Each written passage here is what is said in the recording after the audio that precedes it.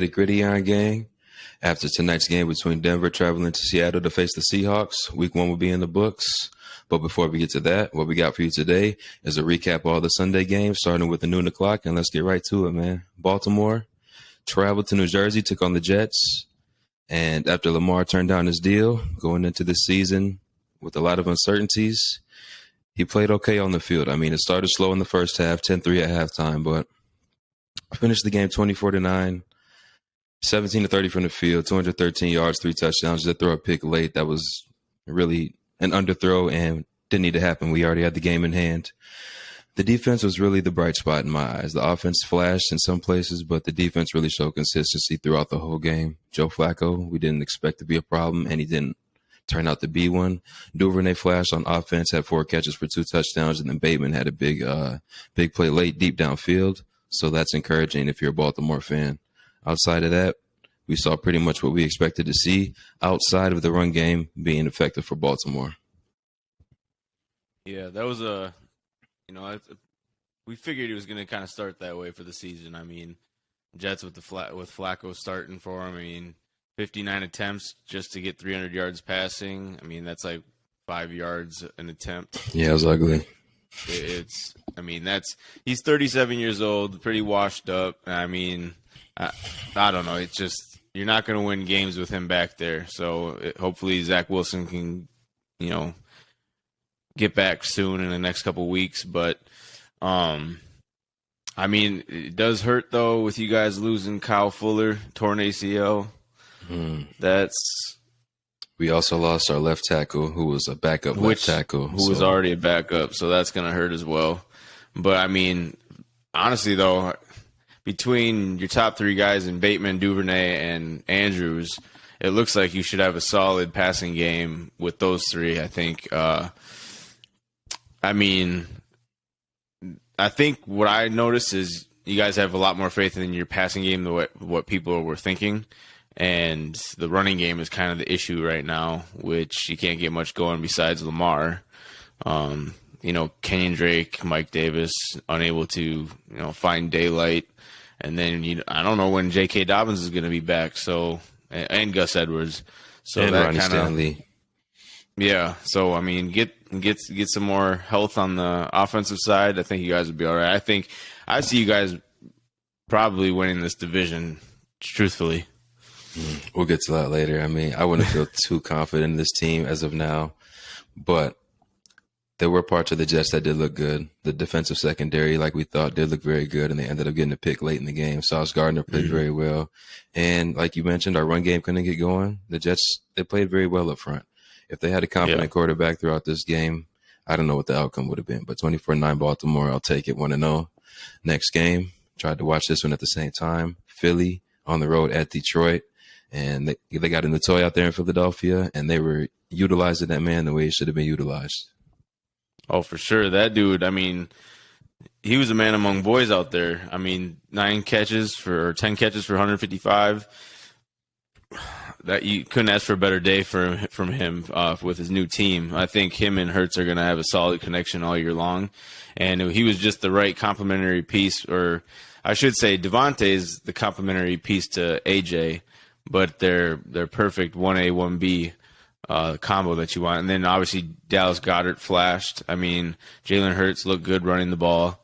So, I mean, they're going to have a dynamic offense. I thought their defense was more questionable than what I was anticipating.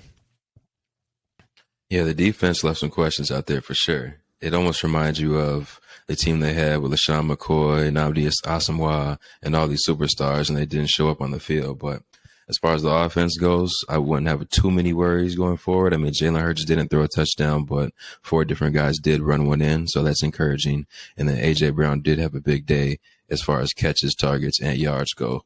I think if Detroit would have started this game a little faster, I mean, Goff was 53 yards in the pick in the first half. He did finish with 215 and 2 touchdowns, which is solid. I mean, that's kind of what we come to expect from Jared Goff.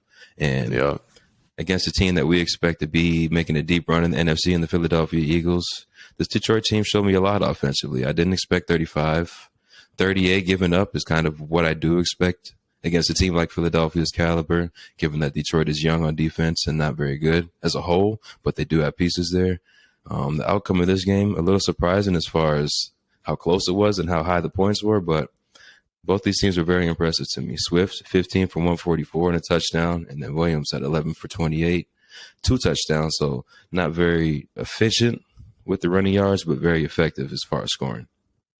Yeah, I think, honestly, I think Detroit just went out and proved the whole point that they're trying to make is that we're going to be in every single game. We're going to be dogs in the fight. Like, I mean, shoot, just the way Campbell has his guys battling for him is huge. I mean, when you don't have, a star-studded team, that's what you need out of all your guys, just that resiliency.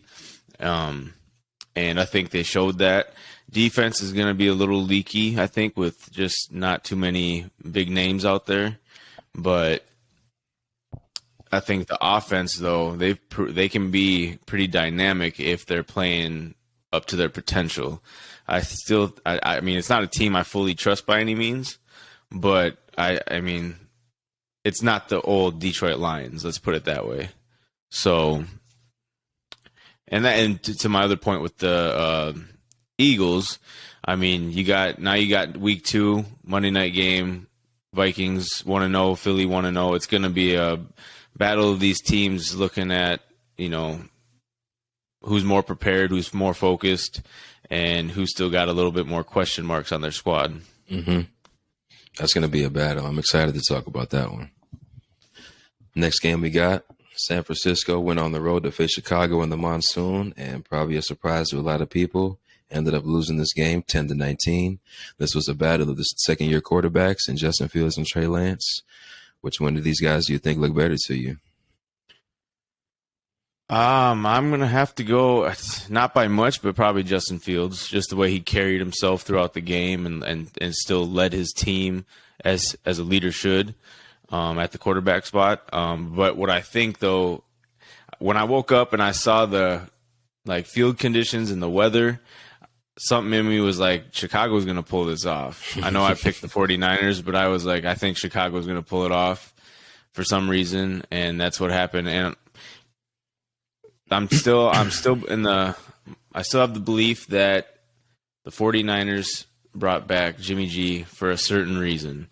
I think if there's more games like this out of Trey Lance, he's going to be on a short leash because he did not look good at all. He didn't look good at all. And the way you said Fields squeaked his performance out between the two quarterbacks, he finished 8-17 with 121 yards and 2 touchdowns. Did have a bomb to Pettis to really juicing up those numbers for us. But Lance was 13-28, 164 yards and a pick, no touchdowns.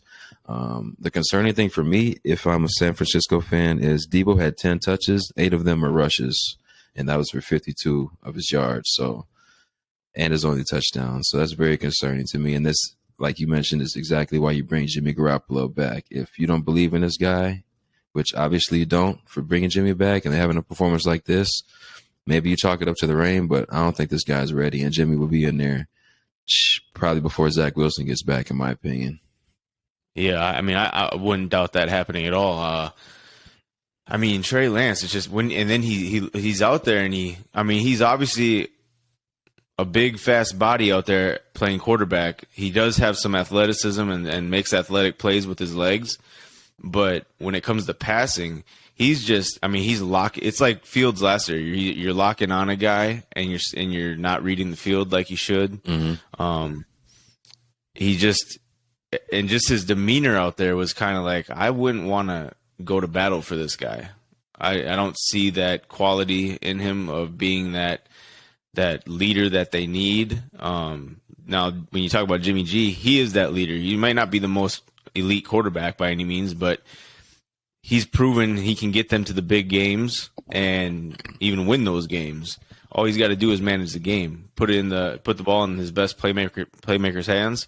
And I think, especially with Elijah Mitchell now banging up his knee out for a couple months, Debo's going to be used more in the running game, which is kind of scary because he's showing that he's good at it, obviously, but I think he wants to be used more in the pass game as well, but I don't think him and Lance have that good of a connection. I think that's a little worrisome as well. Still need to see more out of Brandon Ayuk. Hurts having Kittle off to the sideline injured. And if you're losing 19-10 to the Bears, it's only one game, but I also don't think that your defense showed up the way you might have thought they would. Right. I mean, they're usually having a top 10, top 15 defense each year. 10 So at worst, it seems like. So it's like you don't expect, and this should have been a game, especially in those weather conditions, where I think that defense just completely manhandled Chicago's offense, and I didn't see that. You would think that would be the case, and to your point, with the weather being the way it was, losing Kittle and losing a running back for a young quarterback, I mean, that tight end is usually one of your best friends, and to have an elite one that's not playing and a great blocker as well, and then to have Elijah Mitchell go down, that's a tough situation to be in as well. But you would figure on the road against Chicago, you still have enough talent to get the job done. For sure.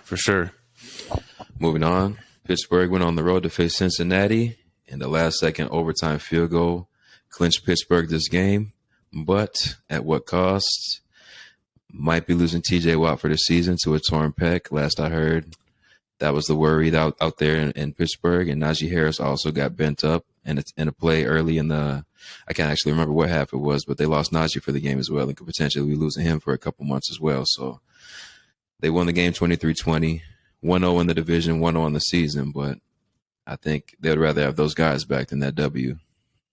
I think you get that W and you keep those guys healthy. Your confidence is through the roof. I think you like that you win that game, but losing those two guys, your heart kind of sinks a little bit because you got a tough schedule.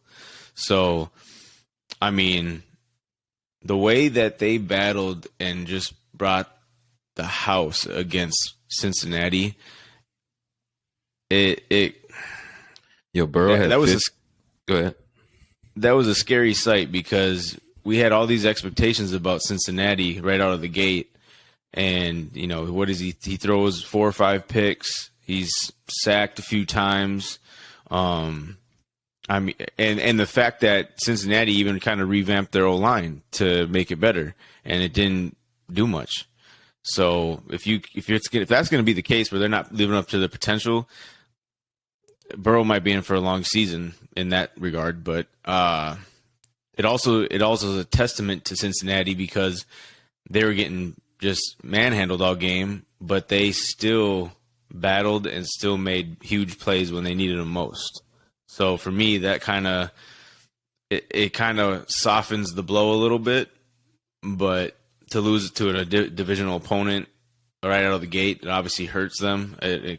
You kind of feel like for them and the Rams, first games of the year, a little bit of a Super Bowl hangover, but. Yeah, it seemed that way. Rams didn't come out to play, and Cincinnati definitely started slow and didn't really pick it up throughout the game. Mitchell Trubisky did what he was supposed to do, 21 of 38, under 200 yards, a touchdown, no picks, no fumbles, kept the ball on his team's side the whole game. Najee Harris wasn't very utilized much. George Pickens didn't have a great debut, but Deontay Johnson seemed like he was the guy to go to on the Steelers offense as far as receivers go.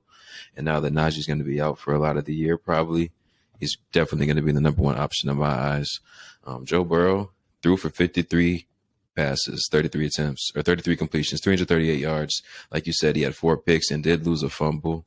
Mixon got 34 touches at 145 yards, but did not see that colorful end zone out there in Cincinnati. Chase, I think I watched most of this game, the Philly-Baltimore. This is one of those games I had on as well. Chase played really well at 10 for 129. It was a very quiet 129 and then a touchdown. I think he definitely could have had a lot more receptions and opportunities in this game. But like you said, that Pittsburgh defense was everywhere. And Joe Burrow's 53 pass attempts and Mixon's 34 touches. I mean, that doesn't leave a lot more plays for these stats right here. Pittsburgh has 93 tackles, 7 sacks, 9 for loss, 9 pass deflections, and 11 QB hits. I mean, outside of those two guys and Jamar Chase, and there wasn't a lot going on for this Bengals offense. And with what you mentioned with that new line that Cincinnati has revamped, it didn't look like it was holding up that well at all. I mean, luckily TJ Watt went out for these guys, and unfortunately for the league, that was the news. But he was getting after the quarterback every time I looked up, and it was nasty to see. Man, it's funny you say I might have jinxed him, but when he's out there playing, man, you can't help but notice that guy. He is just a wrecking ball, and I mean, he would be frightening to go up against. That man is a beast. Outside of this Pittsburgh defense and the turnovers from Joe Burrow being the story of this game, the special teams was crazy. I mean, McPherson had 2 for 3 on field goals. One was shanked. He had a field goal block to win the game. I think it was 2020 at the time, right at the end of regulation. And then the field goal kicker Boswell, I believe was his name for the Steelers, also missed an extra point. So, I mean, you couldn't really ask for a better week 1 game. There's a lot of drama. It goes down to the last seconds possible, and that's what you want in these week 1 games. It was a hell of that's the way you start out week 1 of NFL football. Like, that is one of the most craziest slates of games I've seen in a while. Yeah, it gets better because we've only talked about 4. We got a couple more.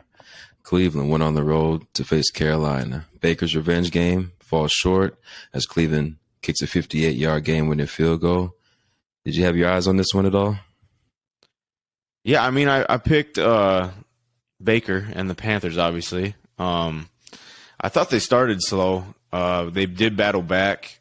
I thought the connection, the 75-yard TD connection to Robbie Anderson was a thing of beauty.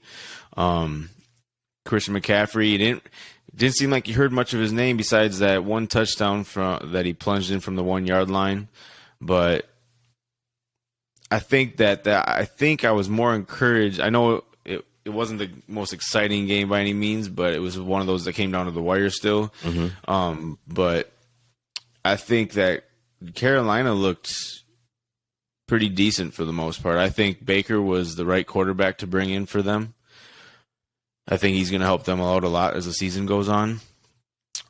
Cleveland, they came out with a W, but it wasn't that inspiring to me. I mean, Myles Garrett's a beast, obviously, but as long as Jacoby Brissett's back there, you're definitely going to have hiccups along the way because he'll make a few splashy plays, but for the most part, it seems like he can have a tendency of underthrowing his receivers as well. Yeah, like you mentioned, you had Carolina winning this game. We both did close, even though I think Cleveland was the favorite. And our reasoning for that was because we believe Baker was a better quarterback than Jacoby. And the numbers showed that 16 to 27, 235, and a touchdown for Baker. He did throw a bad pick that I really don't know where he was throwing it to. Jacoby had 18 to 34 for 147 yards and a touchdown, so he really didn't do much of anything. Amari Cooper, very underwhelming in his debut in Cleveland as well. But Chubb and Hunt, like we expected, led this team and will probably be leading this team until Deshaun Watson gets back offensively. Robbie Anderson, good game start. Good game to start his bounce back season. 5 for over 100 and a touchdown. But Baker, 4 sacks, 4 fumbles. I'd like to see a lot more from him. But Myles Garrett, like you said, was having his way with the rookie offensive lineman Ike Ekwonu they drafted out of NC State. So kind of a matchup I wanted to keep my eyes on, and he definitely won that one. No question in my mind. Yeah, I mean, when you talk about getting thrown into the fire for offensive linemen, that's what it is, bro. That's what it is for sure. I mean, you can't. Hey, you want to go against the best, obviously, but Myles Garrett's just a whole different animal. I mean, he's just relentless as hell, strong as hell, fast as hell. The way he gets off that line and just bullies those tackles is crazy. But yeah, Chubb and Hunt. I mean, that's probably arguably the best 1-2 punch at a running back position on any team. I think when you can have 2 carriers who can put up the same exact type of yardage and carries, if it's being effective, I mean, you can win games like that. So if they can string together some wins by having a strong ground game and playing solid defense, hey, when Deshaun gets back, then you can open it up some. Baker had, 27 attempts, while Joe Burrow had 33 completions. So we obviously know he had 53 attempts. This Browns defense got after it just as much, if not more, than the Pittsburgh defense did, with 4 sacks, 5 tackles for loss, 7 pass deflections, 6 QB hits, and only 47 tackles to what I think since he had 90 something. So in that many more plays, or that many less plays, the Browns stats weren't that far off. So Carolina definitely has some issues to work out with the offensive line, even though the talent elsewhere is very equal. I mean, you got to get that problem fixed. I mean, that's not very impressive at all. They have that kind of pressure on Baker. You're going to be putting Darnold in there before you know it. Yeah, for sure. I mean, it only takes one hit, bro. Like I mean, and Baker can scramble a little bit, but he's not the, he's not the quickest guy back there. So he definitely want to have a clean pocket for him, because that's where he's going to thrive, I think. And Baker, he's definitely better than Darnold. And if you get in a situation where Baker gets hurt, Darnold's going to have a lot of struggles behind that line. I mean, Baker can make it work because he can move a little bit, but Darnold is more of that pure pocket passer. So if they don't get that line kind of shored up quickly, it is going to be kind of tough on them every drive. So, but I mean, you also gotta make sure that McCaffrey's healthy and that he's being featured a lot in that offense, because that's what makes that offense go. I mean, catching passes out of the backfield, running the ball, whatever it may be, but that just opens it up more for DJ Moore, Robbie Anderson. So I think they'll be okay. They'll be okay, but not the most exciting team to watch by any means. As far as the Carolina offense goes, this is a good game to measure yourself against. Good secondary, good front seven. So, I mean, you're right there at the end of the game. You definitely were probably underwhelmed with McCaffrey's performance and DJ Moore's performance, but at least Robbie Anderson had a good game. So you have that to look forward to, given that he's probably your third best option on that offense. So, right. A game I know you had your eyes on. New England traveled down to Florida to face Miami after down 17 in the first half, I believe they were. New England. Yeah. Yeah, this game didn't really get didn't really get closer. I mean, the game was 7-20 at the end. How you feel about this one? What'd you see?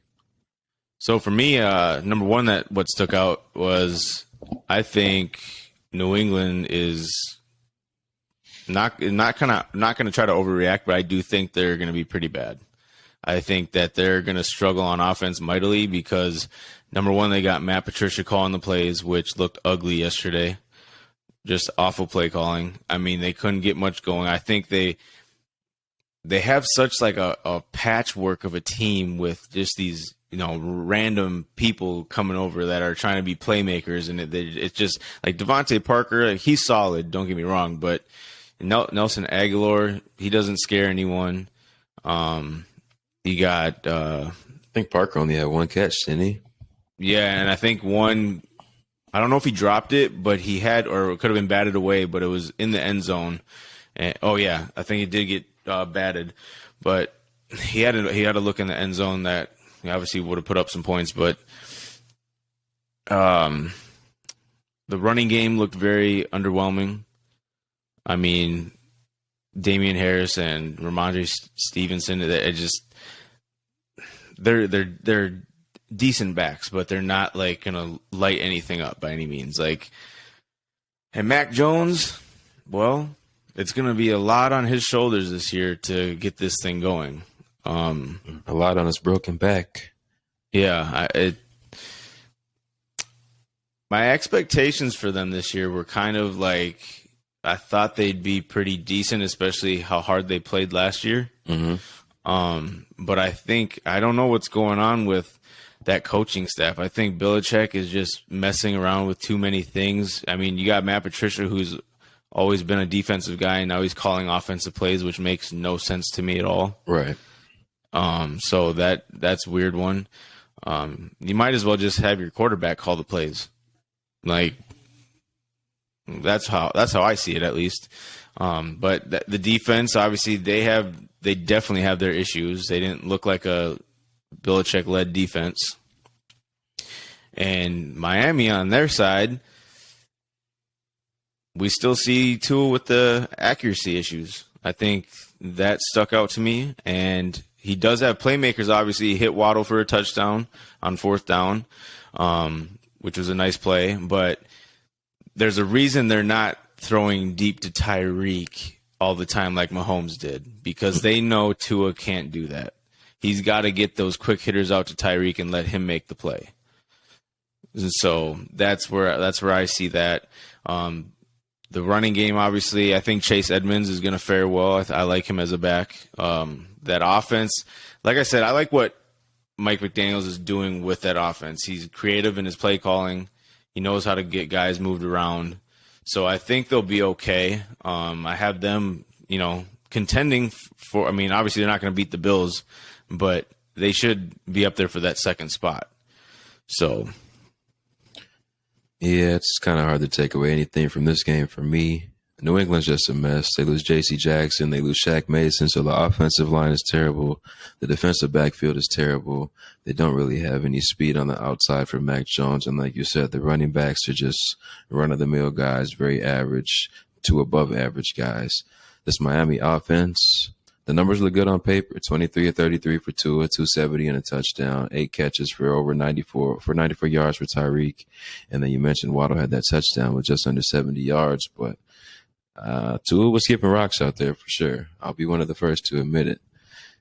I don't know how confident they're going to be going forward with that. He was missing some pretty routine throws, similar to how Lamar was early. And you just can't have those plays against really good teams. New England and the Jets are teams you can afford to do that with, and it's good to start your season against teams like that. But once you get against the big boys, you're going to be losing those games. Oh, for sure. I think if they were to go up against the Bills, that's at least a 2-touchdown loss for them. If not more. I don't really see them being able to compete with the Bills. Tua is just not at that level of quarterback play yet. I think, like you said on paper, 23 of 33 is pretty good.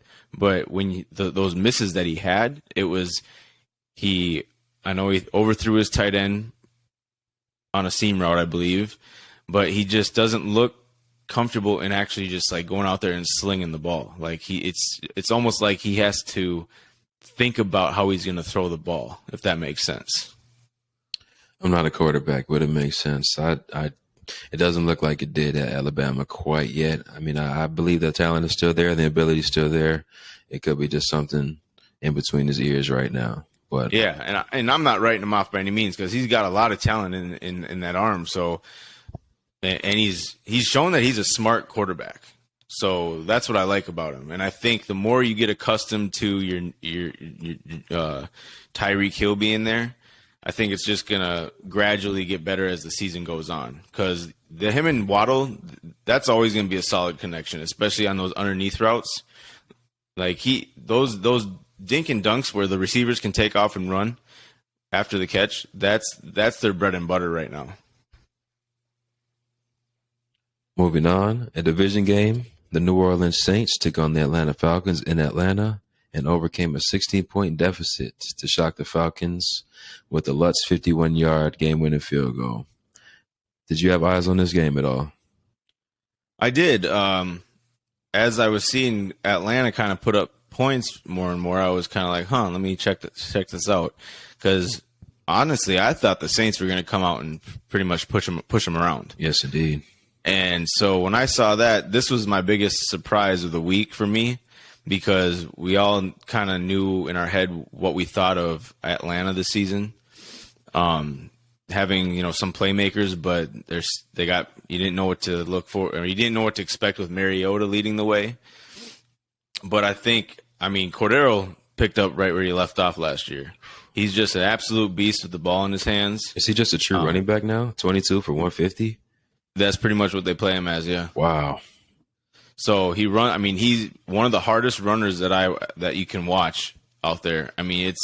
He runs with a purpose every single time. And that's what's fun to watch. That's a fun running back to watch.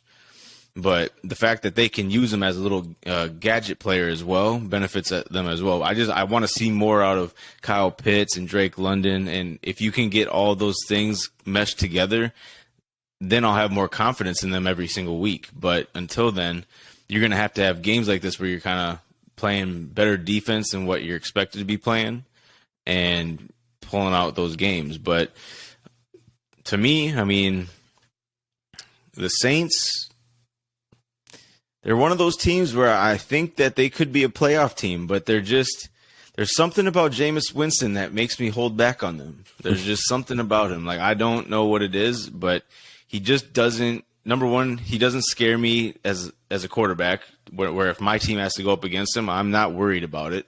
He doesn't put the fear of God in me. So, I mean, it was nice to see Michael Thomas get 2 touchdowns, obviously. He's been a while since he's been out there. I do think that Jarvis Landry was a huge, huge signing for that offense. I think he's going to do good things all year long. He just might be their leading receiver. And then we'll see how Chris Olave comes along as well. But they do have the pieces in place to be a playoff team. They do. I agree with you, though. The thing that scares me outside the coach is the quarterback. Where did he go? 10 for 16 in the first 3 quarters, under 60 yards, but then he blew up in the fourth quarter, 13 to 16, over 200 yards. And that's the thing you get with Jameis Winston is ups and downs, and the highs are high and the lows are low. Like we mentioned last time, 5,000-yard season, 30 touchdowns, but also had 30 picks. But, I mean, like, if you really think about that, if you just cut those picks in half, the guy has what? 6,000 yards maybe. I mean, he's shattering records potentially. So, I mean, the ability's there. He's just another one of those guys where you question if he makes the right decision and if he's all there between the ears. You know what I'm saying? Yeah, there's some boneheaded plays out there for sure. Yeah, there is.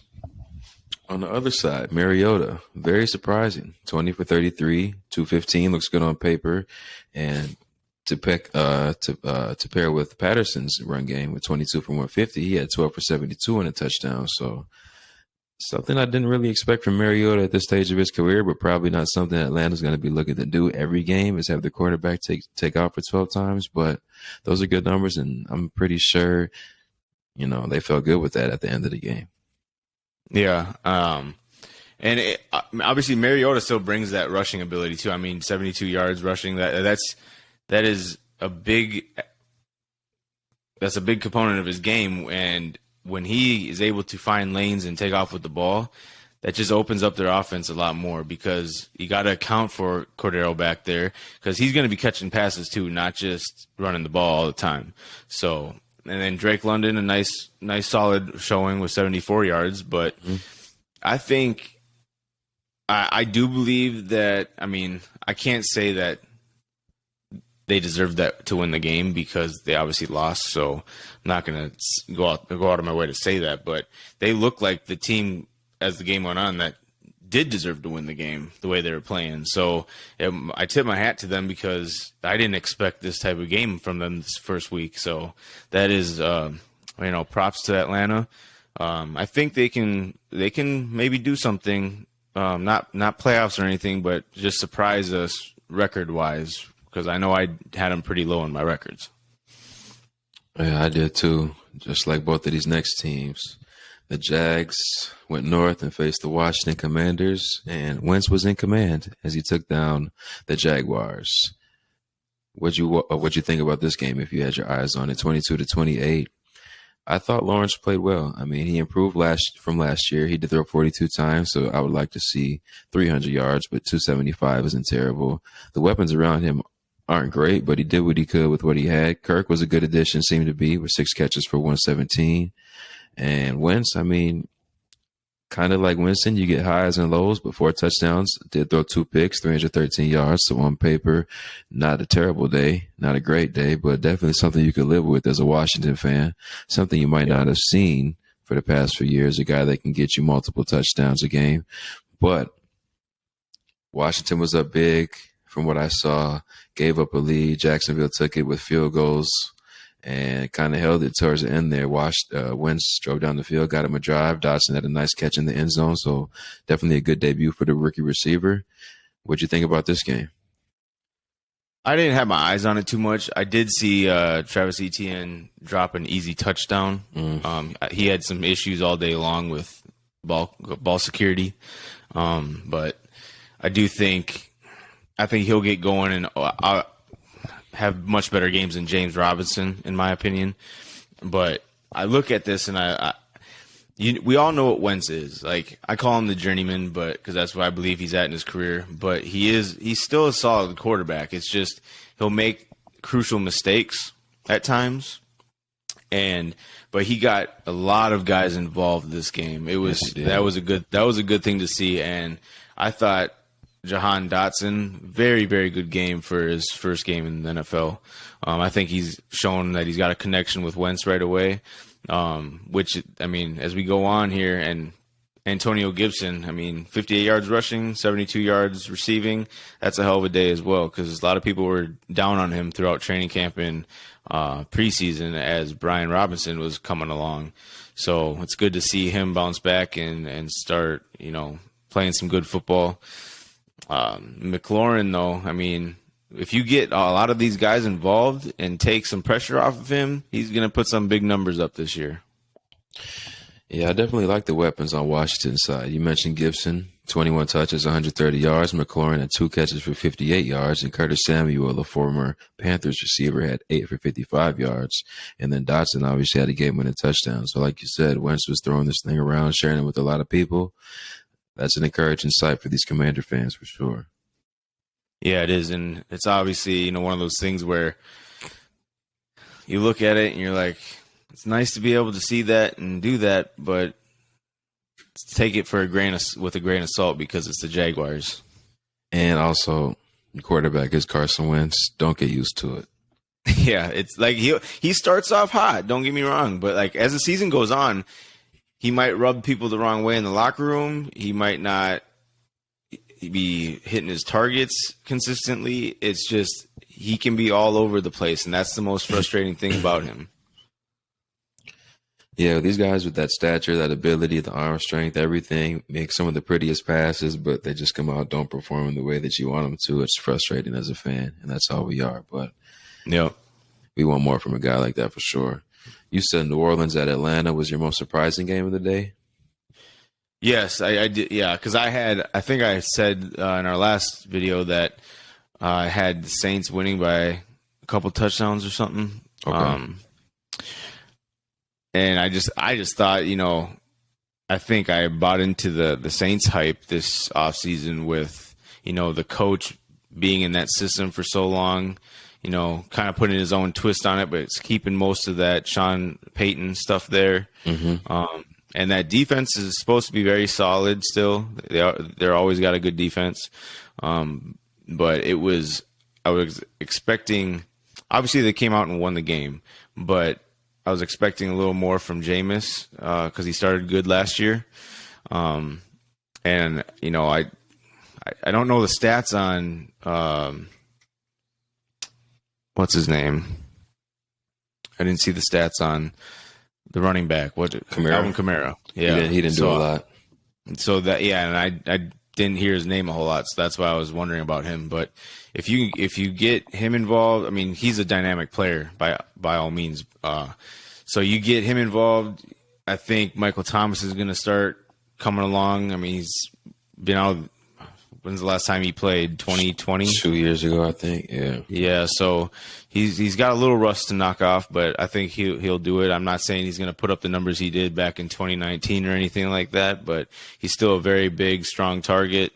And I mean, when you got a receiver like Chris Olave as a rookie, but I do like Jarvis Landry the most over there as their receiver. So I do believe that they have a good team and that they'll definitely give the Buccaneers some fits in that division. But it was just more surprising because of Atlanta. I didn't expect much out of them at all because last year was brutal. I thought this year, I mean, it's one game only, but I'm expecting like this year to be pretty brutal as well. But if they can, string together games where they're keeping it close and they, pull off some, then they might be, a 6-7 win team compared to what I put them at. I hear that. Because, I mean, we both have New Orleans in playoff contention, if not division winner, as well as the game I have next, Indianapolis at Houston, where Houston definitely shocked me with this one. Because if we both have the thoughts that we have about Indianapolis, that they're going to go ahead and take this division with Tennessee and the rest of those teams down there, for this to end in a tie It was very surprising to me. 2020 in an overtime game, especially Houston held a big lead for most of the time. They were up 20-3 going into the fourth. Matt Ryan leads a comeback, but this team just ran out of steam. Jonathan Taylor, 31 for 161 and a touchdown. Pittman might be the number one receiver. I know there was questions before the season started who would be the number one guy in Indianapolis. 9 for 121 and a touchdown. On the other side, Davis Mills didn't look too bad. 23 for 37, 2 touchdowns. Cooks, Mr. Consistent, Mr. Underrated, has 1,000 yards every year and just produces at 7 for 82 today. And OJ, we mentioned it earlier, for a young quarterback, maybe a struggling team, tight end is going to be one of your best friends. 2 catches, 2 touchdowns as a castaway from, who was it, Buffalo? So I think that's a big addition for this team going forward. Now, Indy, very, very tough loss. I didn't see Darius Leonard on the field today. Do you know what's up with that? No, I didn't. I know it was an injury, but I don't recall what it was that I read. So I don't know if I don't know the time frame or anything like that. I can't imagine it being like too serious where he's out for a long period of time, but I think he might just not be ready yet for the season. So, okay. That's obviously a huge guy to get back in that defensive lineup. I mean, that's don't get me wrong. The Colts are a very, very talented team. It's just Matt Ryan put up respectable numbers, obviously, but he just doesn't look like that old Matt Ryan. It's an older Matt Ryan. Like, it does. I do like 32 completions for 352 yards. I mean, that's for sure. Solid on paper, for sure. For sure, yeah, for sure. When you look at the stats on paper, it's solid for sure. It's the eye test though when you're watching the game. Yes, indeed. It's kind of like, man, there was some questionable plays out there, but I mean, Jonathan Taylor is a beast. He's gonna tote the rock a bunch, and he's gonna pile up the yards, touchdowns. The thing is, though, a lot of guys got involved in the receiving game, but for sure Michael Pittman's that number one guy because Matt Ryan looked his way a ton. Mm-hmm. But I think for them, they need a solid number 2 to make that offense go even further. I agree, and they're looking for him right now, whether it's Paris Campbell or whoever they have over there, but they haven't been able to find that true number one for a long time, even though T.Y. Hilton was a good staple in that receiving room. He's not a true number one. Yeah, I mean, Michael Pittman, 13 targets. You already know Matt Ryan's going to be looking for him every chance he gets. Yes, indeed. Big body, good hands, decent speed, and he produced today. So and he's a very, very good receiver. I like watching him. Yep. That wraps up the noon games. Moving on to the afternoon games, we had KC at Arizona, winning 44-21. Tyreek, who the road to 5,000 yards is well on its way, man. Patrick Mahomes, 30 for 39, 360 yards, 5 touchdowns, no picks, no sacks. And I mentioned, best quarterback, O-line, coach combination since Tom Brady was in his prime on the Patriots. And, they started me off well today with that one. Kelsey at 8 for 121 and a touchdown, proving that he is still the best tight end in the game. Juju at 6 for 79, Hardman at 3 for 16 and a touchdown. I mean, Patrick Mahomes was just spreading this thing everywhere. They had 27 rushes for 128 yards and a touchdown, so something that we were concerned about with this team as far as getting the ball moving on the ground. They didn't do too bad in that area. Murray struggled. Didn't think he would struggle this bad. Kansas City's defense did play well, though. 22 of 34, under 200 yards, 2 touchdowns. Team, 22 rushes for 103 yards and a touchdown, but all in all, wasn't very impressed with this Arizona team at all. No, I think Arizona, they're in trouble. They look it all starts, though, with Kyler Murray. He is not a good quarterback, dude. Like, he is just – he's decent, but he's not worth what he's getting paid. I'll put it that way. I agree. The man is just – besides him being so small, he can run, but he doesn't do anything special in the pass game where he's making his guys look good. I mean, you got Marquise Brown. That should have been a talking about your connection from college or whatever, that should have been a huge pickup for you. That didn't get going that much. I mean, you don't have D-Hop, which obviously it's a whole different, not ball game, but it's definitely a factor having him out there because defense has got to take notice of him. So for me, it's just Kyler, 22, 34, 193 yards. Like, you got to do a little more than that, even though I did think that Kansas City's defense looked fantastic. It was flying around. It looked good. Like they were just plugging and playing guys. It was like they could take someone off at a certain position, plug someone in, and they didn't miss a beat. Mm-hmm. Like they were just everyone off from offense, defense.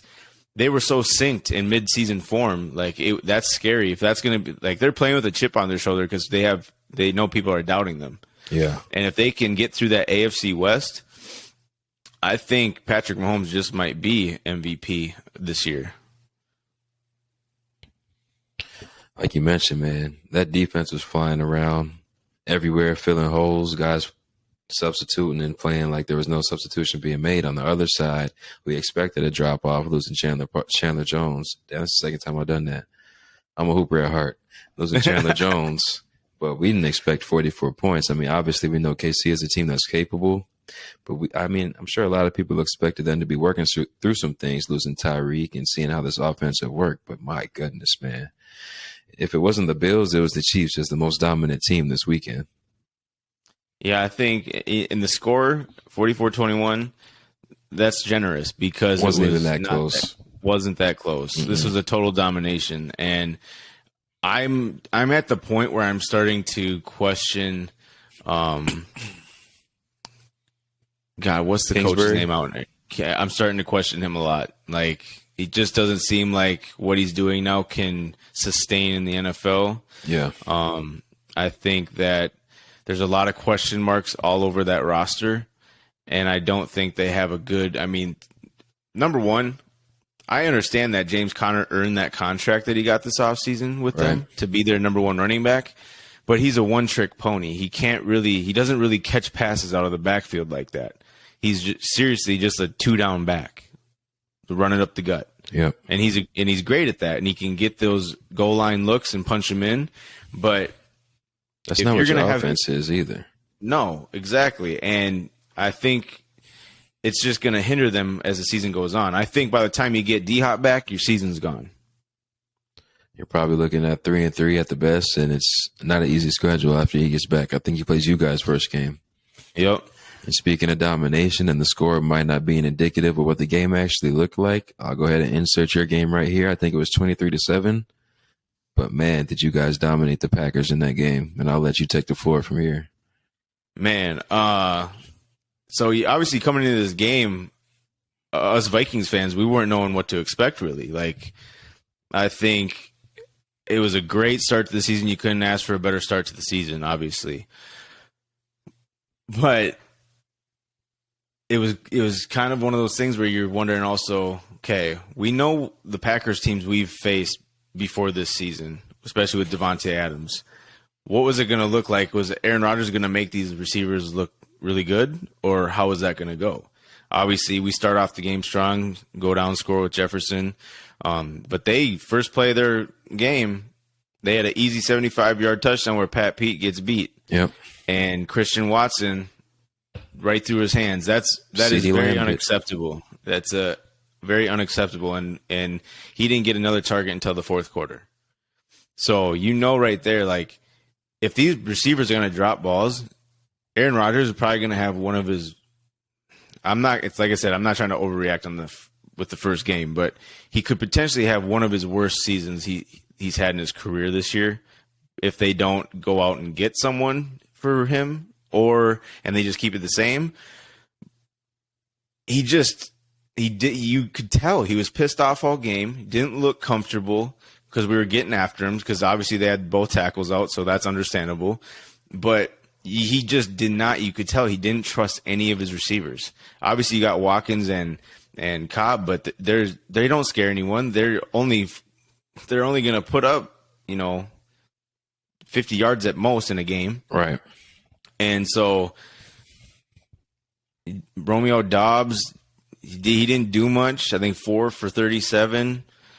And Christian Watson, it was just like, dude, I think maybe they get a little bit mojo if that play goes in the end zone. But at the end of the day, even if they score that touchdown, we were playing them so well that I don't think they do anything else. They couldn't get anything going. They underutilized their running backs, which was the best part of their game. I will say that because every time I looked up, A.J. Dillon was breaking 6 tackles. It looked like he was playing high school ball out there. Aaron Jones was stiff arming dudes to the ground.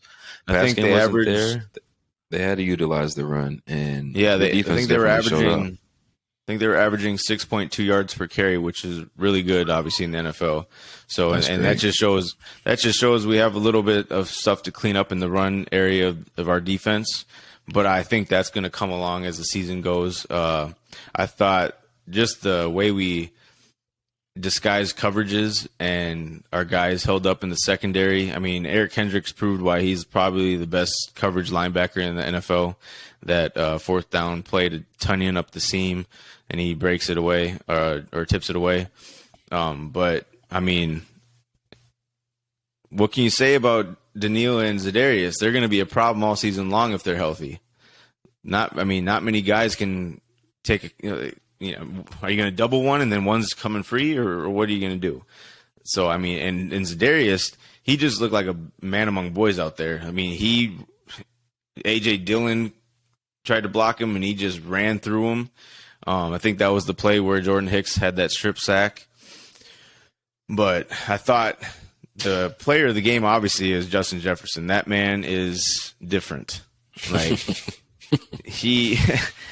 and I don't know what the Packers were thinking, not having Jair shadow him or whatever they were doing out there, but how was he that wide open? They're trying to every get cute. Single play. Like, shoot, that dude he's going to be pushing 2,000 yards this year for sure. Yeah, I sent you a text during the game. Like, yeah. But also, you saw Kirk Cousins at the line audibling, which you never see out of him. He looked so much more comfortable back there.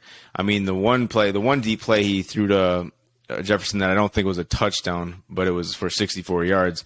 He climbed the pocket so well, and it was like a leaping throw almost. So it was one of those things where he just looked very comfortable and in midseason form. So that was good to see. I mean, when you look at Adam Thielen being the next receiver with 36 yards, I mean, that's a huge discrepancy.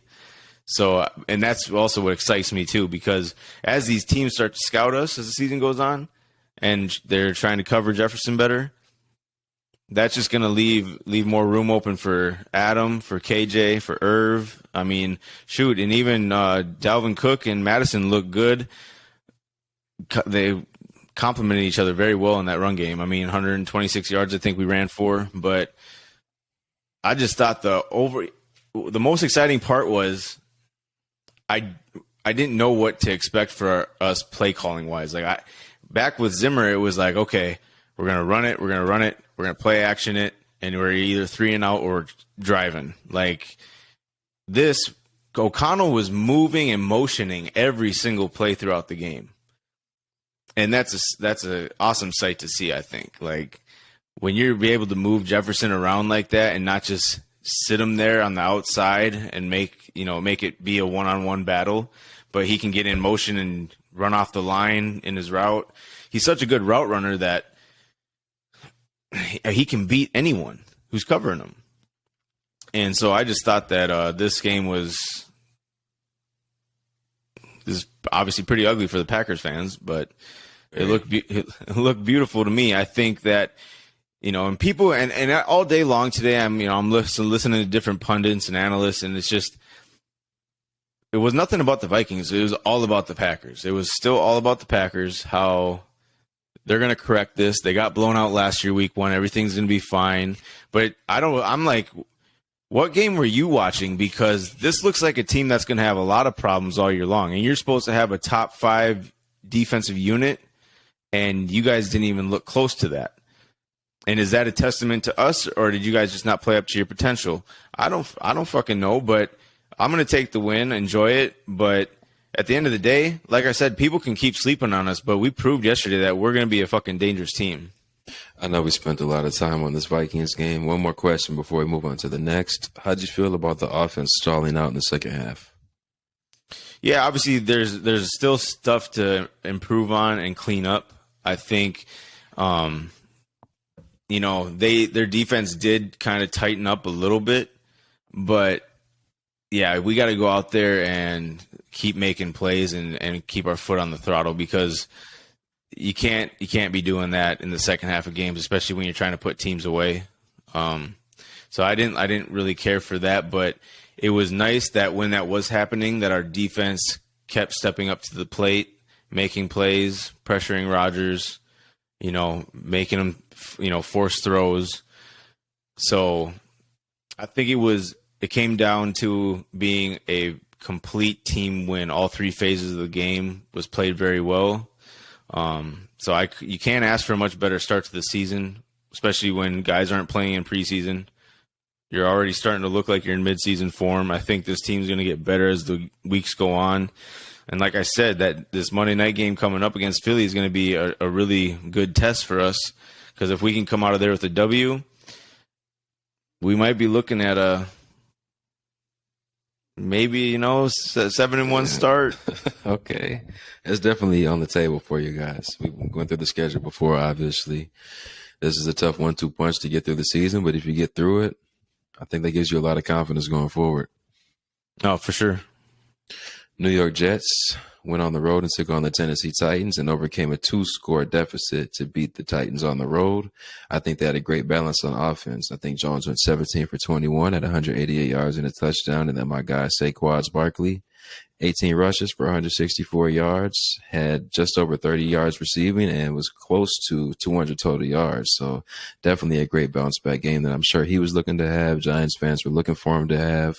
Daniel Jones, I know, was looking for him to have, and I was looking for him to have because he was my comeback player of the year. The team as a whole had 32 for 238 in the touchdown. So this Tennessee defense, I mean, we're used to them being tough, hard-nosed, gritty. I mean, maybe that loss of Harold Landry was bigger than we thought, because that's not what we expect from them on that side of the ball. Offense, Tannehill played decent, had 20 for 33, 266 yards, 2 touchdowns. Henry didn't really produce the way we're used to seeing him, 21 for 82, but Burks had a decent debut for 355. Not a lot of hope in this offense, it looked like, for me, for this game. I mean, they started quick, but similar to you guys, stalled out. But their defense wasn't like your guys', and they could not hold off the Giants from winning this game. 2-point conversion late in the end. Saquon Barkley gets it. Giants go home on the plane with a W. Hey, I mean, for me, what it looks like is you just stack the box as much as you can and try to take Derrick Henry out of the game, because that passing attack isn't going to scare anybody. At least not in this. I don't think Burks isn't going to come out. He's not going to be a bona fide star right away. So he's still got work in progress. Obviously a great player though. Robert Woods, 1 catch for 13 yards. That's unacceptable. Yeah. You can't do that in your debut. That's George Pickens' numbers right there. Yeah. And I think on the New York side, it's refreshing for the Giants fans, especially because you finally got a coach who's going to be aggressive, who's going to go out there and actually try to win the game and not just lay down. Right. But I thought, you're looking good with that comeback player of the year pick in Barkley, because that dude looked like a monster out there. And I hope he keeps that up, because a lot of people are too down on him. I think it's too early to be down on him. Yeah, he's had some injury stuff go on, but when he's healthy, I mean, he changes that offense up. I mean, he's able to get guys wide open on the outside. I think Sterling Shepard has to stay healthy this year. He has to, because he's been hit by the injury bug for how many seasons in a row. And when they lose him, their offense goes down the drain, because he is by far and wide their best receiver out there. The weapons on this team are there. And if Daniel Jones can have 4 incompletions, I mean, you'd like to see more yards, but the average per completion was pretty good. So if Kadarius Toney and Shepard can stay healthy along with Saquon, I mean, the defense did just enough. I mean, if you can hold Derrick Henry to 81 yards, you can hold anybody to 80-something yards. So I feel confident in that aspect of this defense. And passing-wise, I'm not too concerned about Tannehill, but you're not going to face too many great quarterbacks this year. So the Giants might be a team that's going to surprise a lot of people this year. Yeah, they could be for sure. And in that division, I mean, no one won. Who's Philly beat Detroit. And Washington won. I'm thinking about a different division. I think it was the AFC South that didn't win a game or something like that. No, they didn't win a game. No, but I think that NFC East though is going to be an interesting division to watch because there's some. I think they're all going to battle it out. I mean, to me, Cowboy season it's over, but we'll get to that. So yeah, I think the Giants could definitely surprise some people. I mean, I like the way it's almost kind of like what I say about. I'm forgetting his name. Detroit, Dan Campbell, how he's coaching them up and that they're buying. And I think Brian Daboll's got that same effect with these guys. I think that they trust in him, especially coming over from Buffalo. He's a proven winner. He's been a great offensive coordinator, offensive mind. So I think that as they go along, the New York Giants can definitely stack some wins together. Yes, indeed. Let's wrap up with these last 2 games. I know I mentioned these games happened earlier today, but we're getting close to Monday night right now. Las Vegas took on the Chargers yesterday, losing 19-24. Herbert, 3 touchdowns, paired with Max 3 sacks. This team looks like they're going to be a lot of trouble for the league. Yeah, so I mean, obviously I picked the Raiders. I just thought they might pull off the upset. They battled hard. That Carr-Devontae connection is looking scary. But at the same time, Carr is looking for him way too much right now. He needs to spread it around still. That they got plenty of playmakers out there. Don't just lean on Devontae because teams are going to see that and they're going to know how to beat you. Yep. So don't just rely on that every single play. But you know, when we talk about the Chargers, man, holy shit, dude. They're Khalil Mack, 3 sacks, like, whoo. 6 as a team. They are loaded, dude. I don't know how long Keenan Allen's going to be out, something with his hamstring or whatever, but hopefully if he gets back soon. But they still got enough weapons out there to cover that while he's out. So, I mean, Herbert, he's a baller, bro. Like, I love watching him play. I think Herbert threw 3 touchdown passes, and 2 of them were to guys I've never heard of before. So I don't think the loss of Keenan Allen is going to be too crazy. No, he knows how to spread the rock around, which is what I love about him. He's got a cannon for an arm. He's very smart. But I think the whole thing is that the thing is the defense is going to be the key to them, like, tearing this league down. Like, if they stay healthy, shoot. That's going to be a bad. That whatever happens with the AFC, that AFC championship game is going to go crazy. I almost wish you could just fast forward to it, but this season's going to be so good. I want to watch every game that I can. Here, I mean, yeah, that Chargers defense was up there with Pittsburgh's and Cleveland's as far as who showed out the best yesterday. 6 sacks, 5 tackles for loss, 3 picks on Derek Carr. I mean, yeah, he was throwing it into Adams, who had 10 for 141 and a touchdown, but Waller also averaged 20 yards a catch, and Renfro didn't get a lot of action. So I agree with your point. He needs to spread it around a little bit more. Now, game's about to start. We can go through this last one right here. Tampa on the road, 19-3, beat the Dallas Cowboys. Dak leaves the game with a hand injury. Tom didn't play that great. Dallas's offense didn't look good at all. Did you have your eyes on this one at all? For a little bit, but I was getting sick of just all the field goals. And, I mean, I saw Mike Evans' touchdown, but Cowboy fans, you can stick a fork in them because they're done, bro. Their season's up. Let's look forward to the draft. Let's figure out what we're going to do because I don't know what you're going to do at the court. I mean, Cooper Rush, you're not going to get it done. Yeah, you beat the Vikings somehow last year, but what does that say? I mean, shoot, look at us last year. We were underperforming all the time.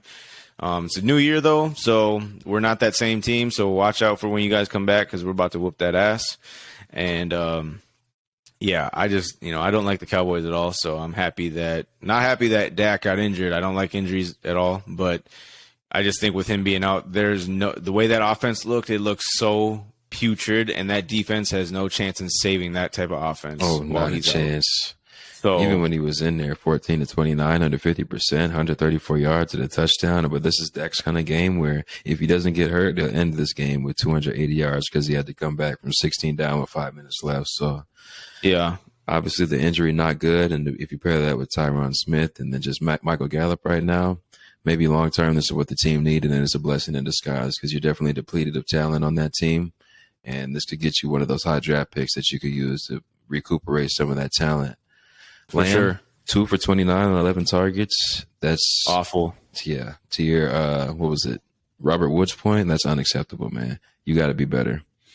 Yeah, and if you're that true number one receiver, you need to be beating guys and making spectacular catches out there because they got rid of Amari because you're supposed to be that number one guy now. Like, there's no excuse. Like, you need to be that all-star type player. And he just didn't look like it last night. And I don't know what was up with it, or, it just, that offense didn't look good at all.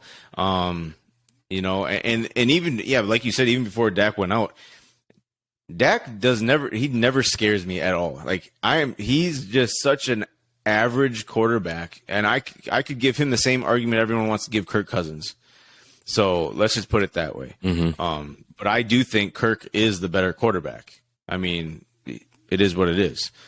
But I thought on the Buccaneers side, though, yeah, Brady didn't play his best game, but their defense is absolutely Lights solid. out. Yes, sir. Like, I mean, that's what's going to keep them in games.